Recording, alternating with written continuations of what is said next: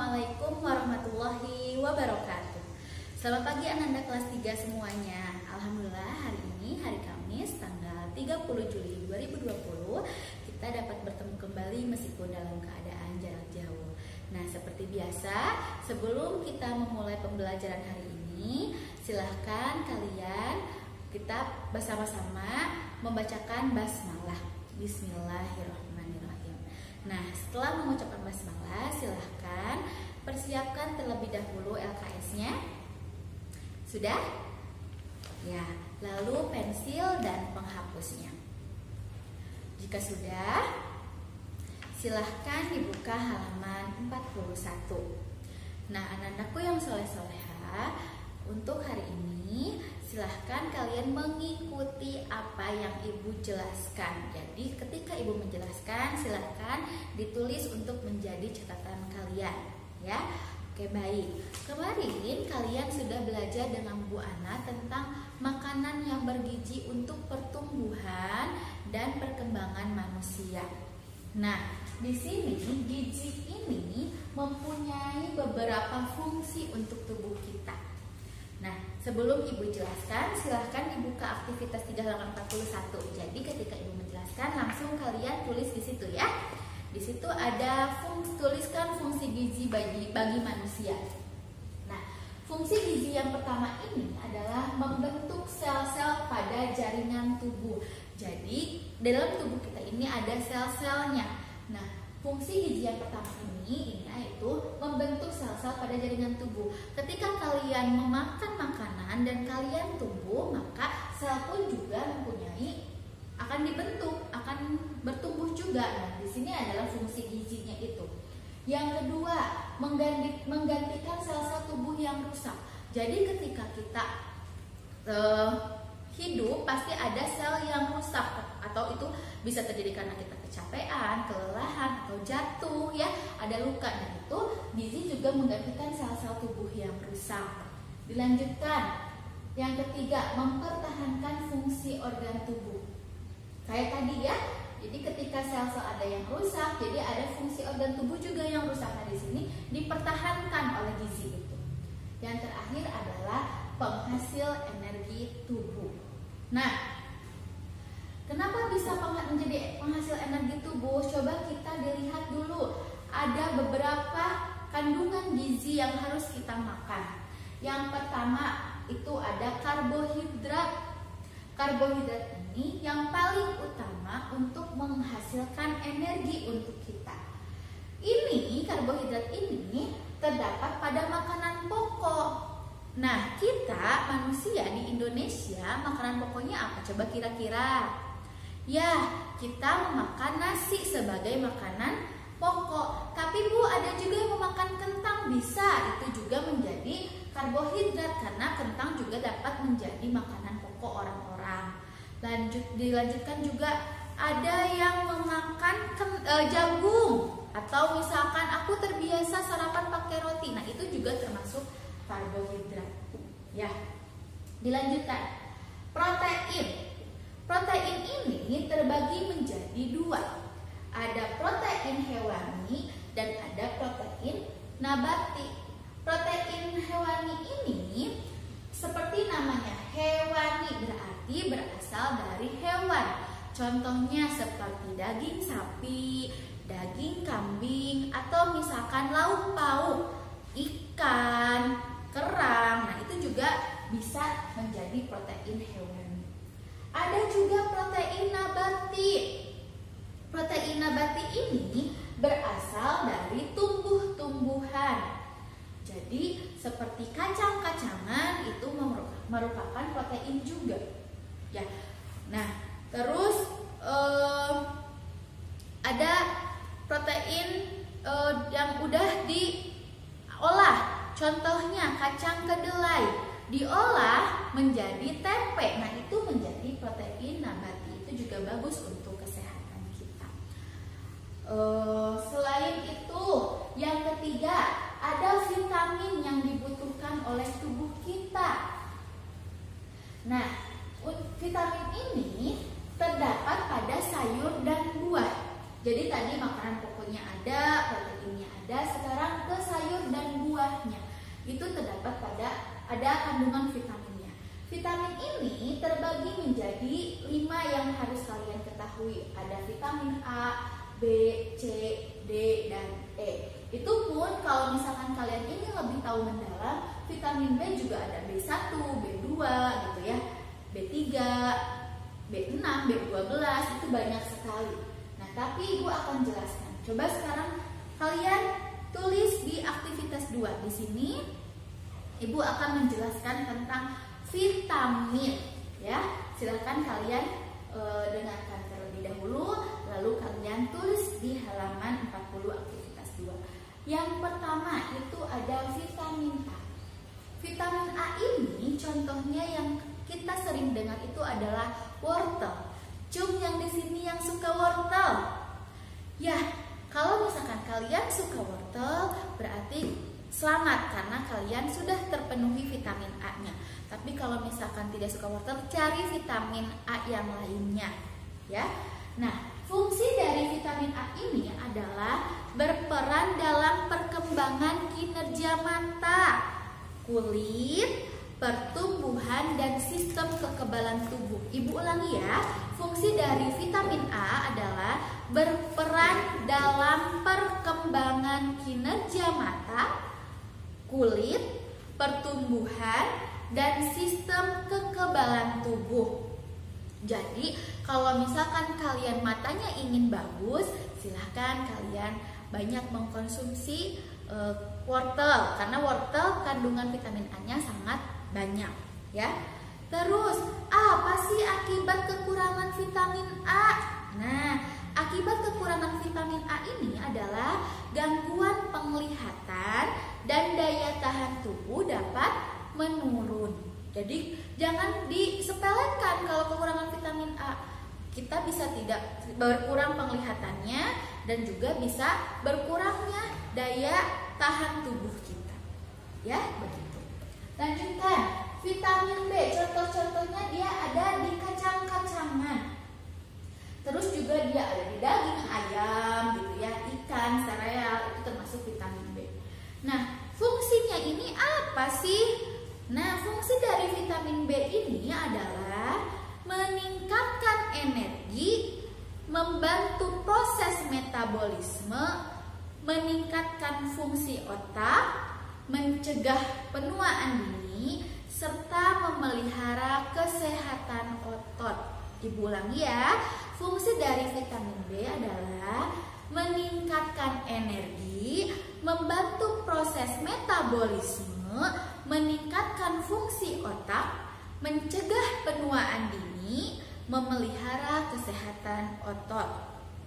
Nah, apa sih akibat dari kekurangan vitamin B? Yaitu yang sering kita dengar adalah penyakit beri-beri.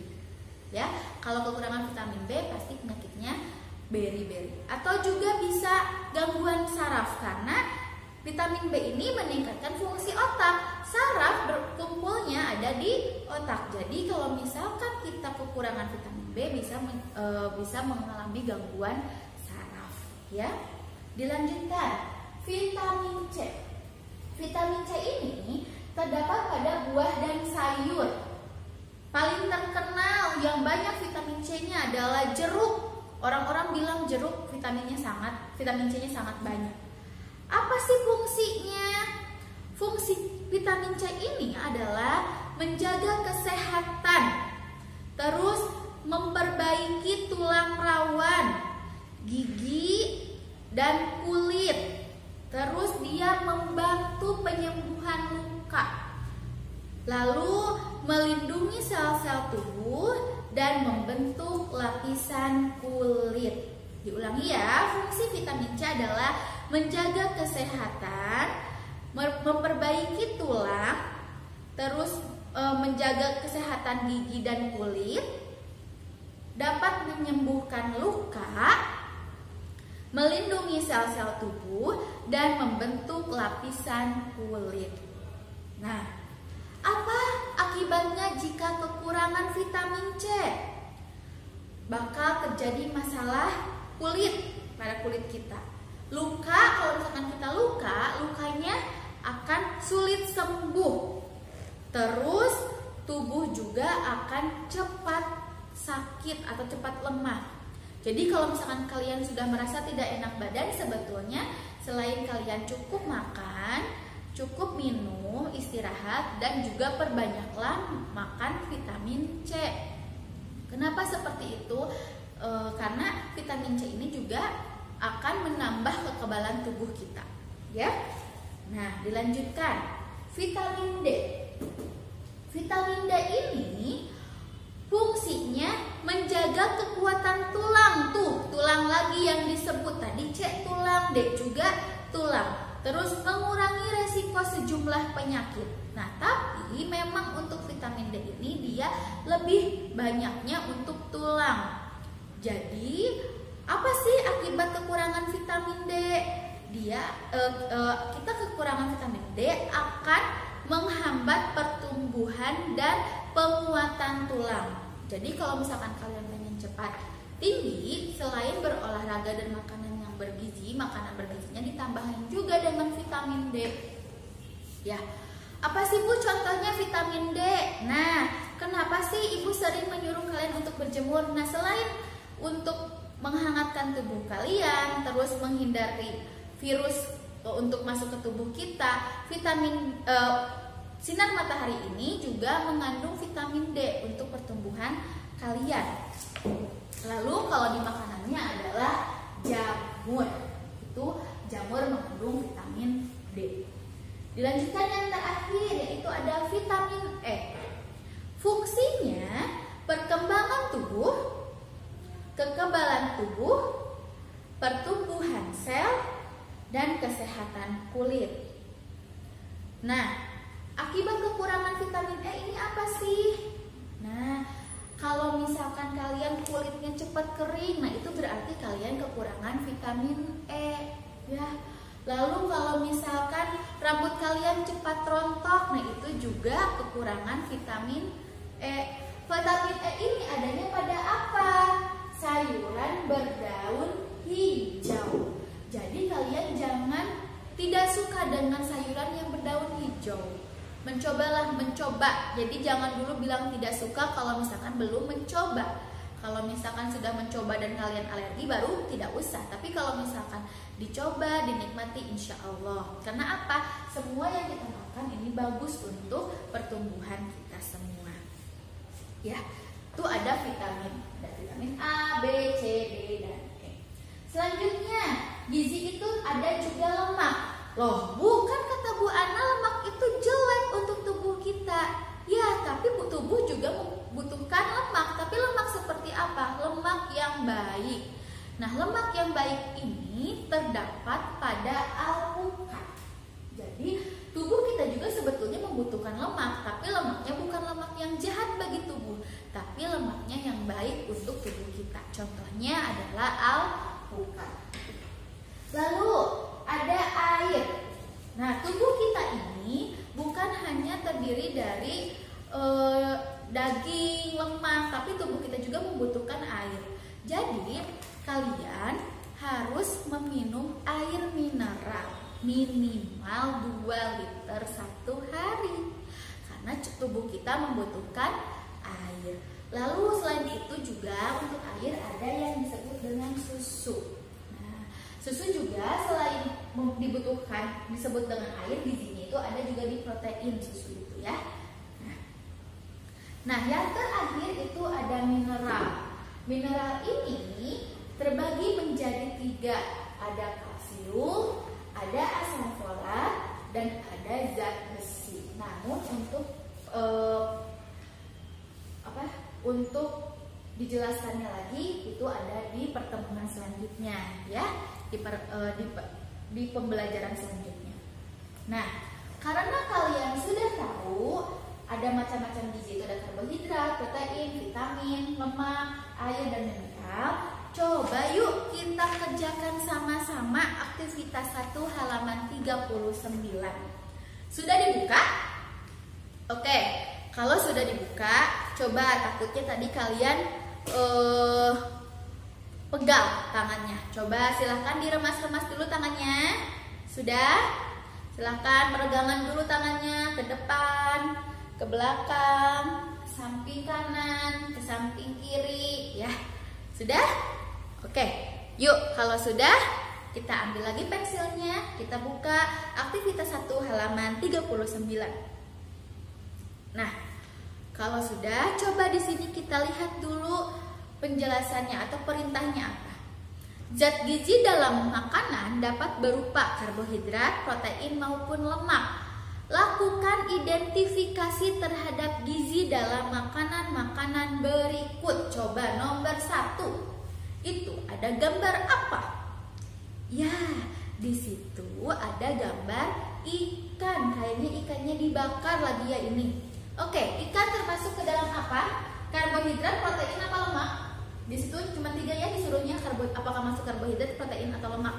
Berarti kalau ikan termasuk ke protein. Dia protein hewani. Pintar, silahkan tulis. Nomor 2, ada tempe. Tempe termasuk ke karbohidrat, protein, atau lemak? Ya, tempe juga termasuk protein, tapi proteinnya nabati. Oke, pintar. Nomor 3, itu ada nasi goreng. Pasti kalian sangat suka. Oke, nasi goreng. Nasi, dia termasuk apa? Ya, dia makanan pokok, berarti dia termasuk karbohidrat. Oke, baik. Nomor 4, itu ada apa? Alpukat. Sudah dijelaskan, alpukat termasuk ke lemak. Pinter. Dilanjutkan, nomor 6, itu ada kacang-kacangan. Dia termasuk ke protein dan vitamin B. Namun di situ disuruhnya karbohidrat, protein, dan lemak. Berarti kalau gitu kacang-kacangnya masuk ke protein nabati. Pinter. Nomor 6, di situ ada gambar susu. Susu ini, nah, tadi Ibu sudah jelaskan, susu itu termasuk ke air kan? Nah, namun kandungannya juga dia ada ke protein dan juga lemak. Tadi maaf belum dijelaskan ya. Jadi susu itu dia mengandung protein juga dan juga mengandung lemak. Jadi silahkan kalian nomor 6 tulis untuk susu itu mengandung protein dan lemak. Sudah? Kalau sudah, kita lanjutkan ke nomor 7. Nomor 7 di situ ada gambar apa? Ada gambar roti. Roti termasuk pinter karbohidrat. Nomor 8 ada telur.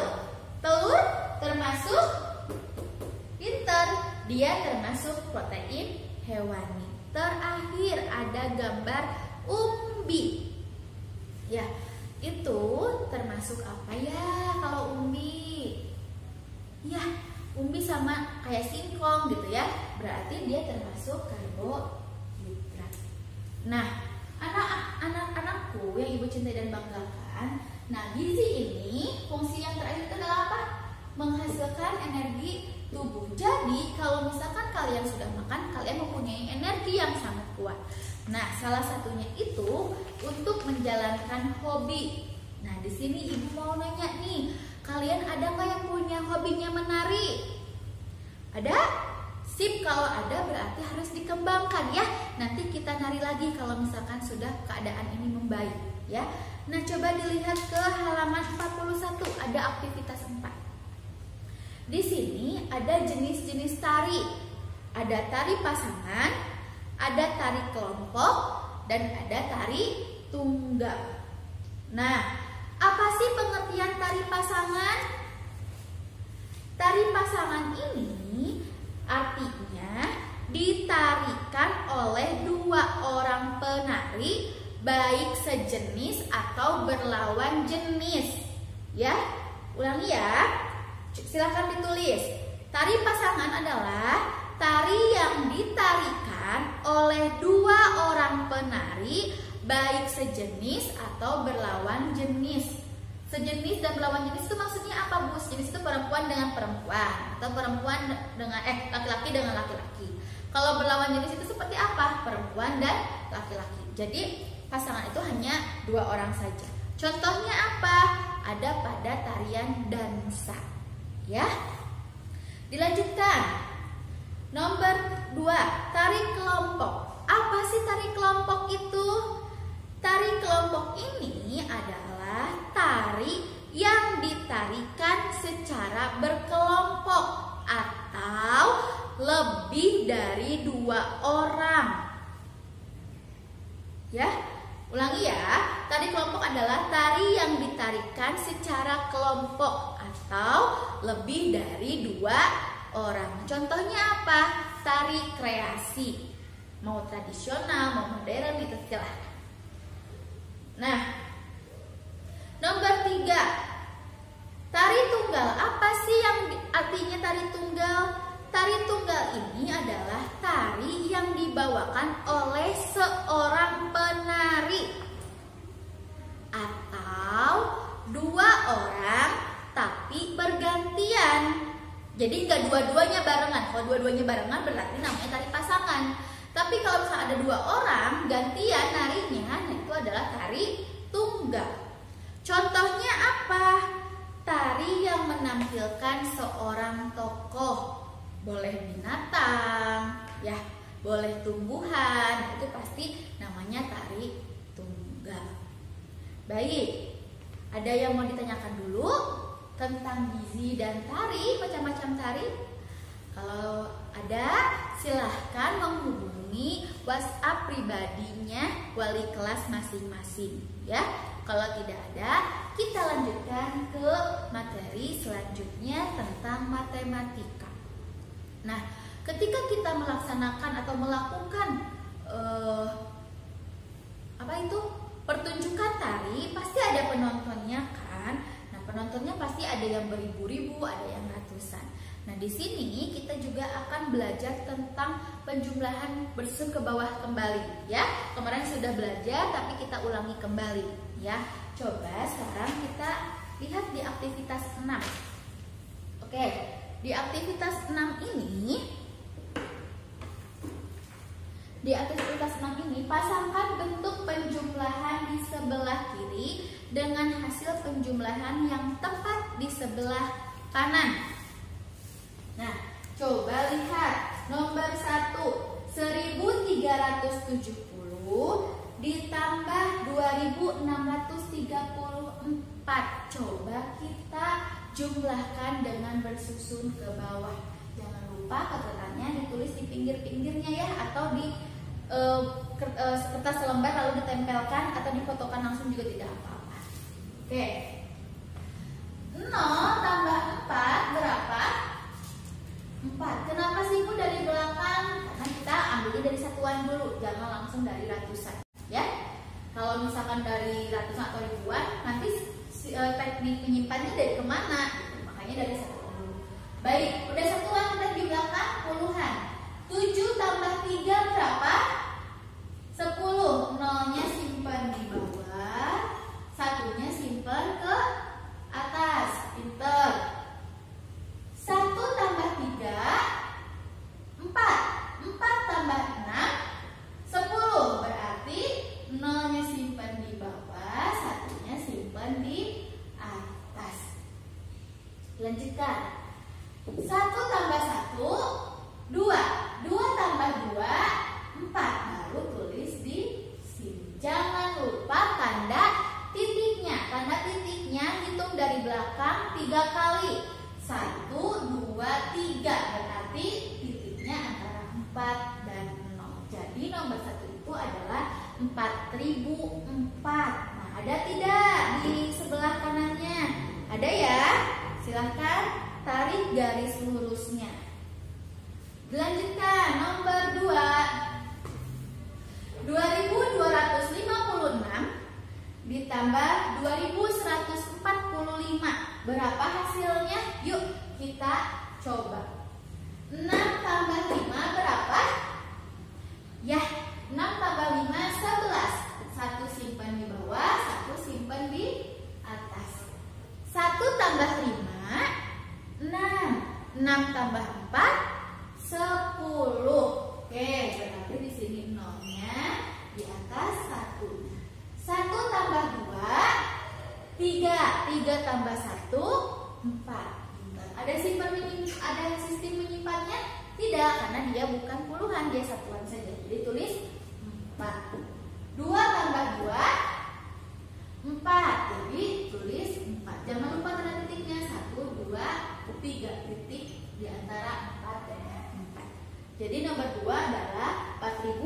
401. Ada tidak di sebelah kanannya?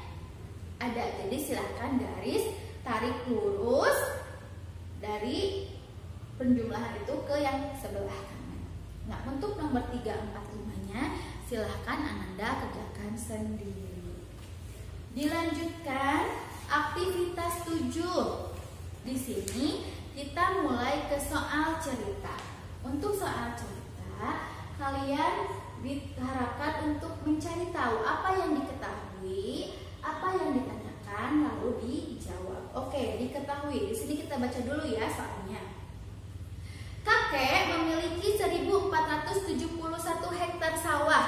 Kemudian kakek membeli sawah lagi seluas 2.521 hektar. Berapa luas sawah kakek semuanya? Berarti apa yang diketahui? Oke, berarti apa yang pertama yang diketahui? Kakek memiliki 1.471 hektar.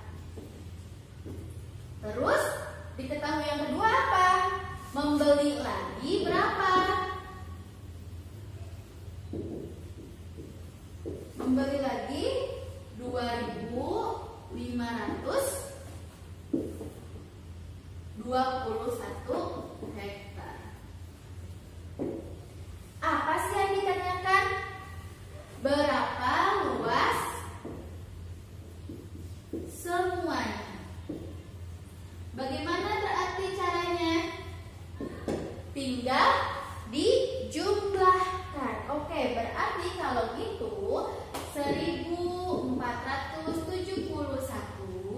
ditambah 2.521. Jumlahkan.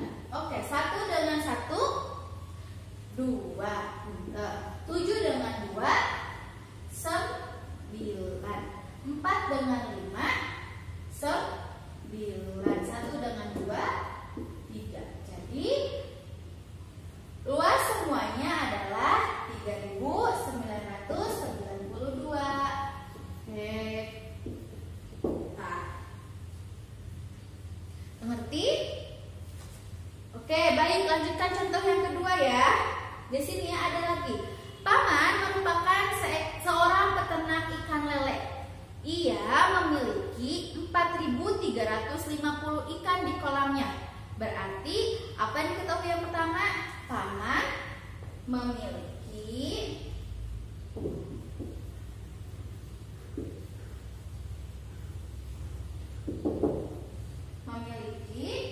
4.350 ikan. Kemudian ikan lele itu bertelur dan menetas sebanyak 1.628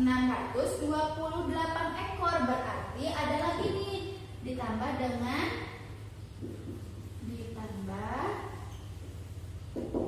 yang menetas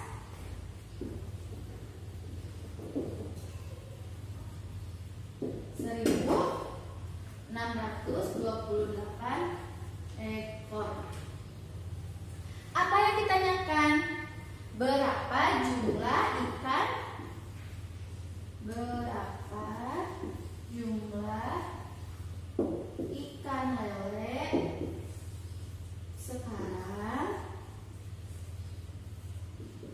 Oke, gimana jawabnya? Berarti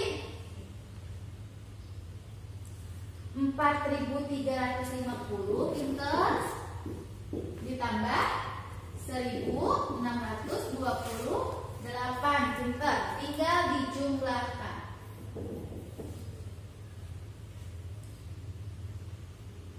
Ya, tinggal dijumlahkan.